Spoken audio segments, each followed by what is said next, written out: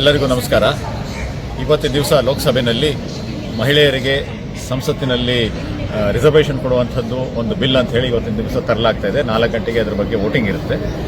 ನಾವೆಲ್ಲ ವಿರೋಧ ಪಕ್ಷಗಳು ಇದನ್ನು ಖಡಾಖಂಡಿತವಾಗಿ ವಿರೋಧ ಮಾಡ್ತಾ ಇರೋದು ಯಾಕೆ ಅಂತ ಹೇಳಿದ್ರೆ, ಇದು ಕೋರಿಕೆಗೆ ಕಾಣುವಂತೆ ಮಹಿಳೆಯರಿಗೆ ಆರಕ್ಷಣೆ ಕೊಡುವಂಥ ಒಂದು ಮಸೂದೆ ಮಾತ್ರ ಅಲ್ಲ.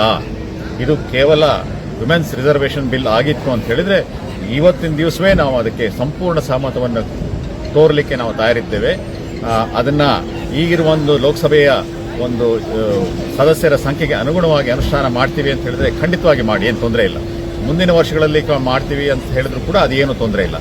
ಆದರೆ ಇವತ್ತಿನ ದಿವಸ ಅವರು ಏನು ಕಾನೂನನ್ನು ತಂದಿದ್ದಾರೆ ಅಂತ ಹೇಳಿದ್ರೆ, ಇದು ಕೇವಲ ಮಹಿಳೆಯರಿಗೆ ಆರಕ್ಷಣೆಯನ್ನು ಕೊಡಲಿಕ್ಕೆ ಮಾಡಿರುವಂತಹ ಒಂದು ಕಾನೂನು ಅಲ್ಲ, ಮಸೂದೆ ಅಲ್ಲ.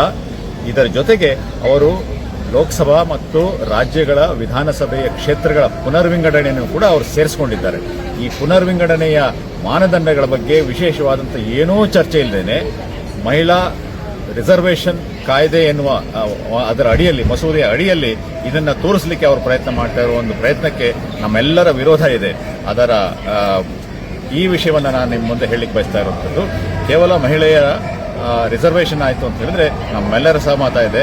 ನಾವು ಯಾರೂ ಅದಕ್ಕೆ ವಿರೋಧ ಪಡಿಸೋದಿಲ್ಲ.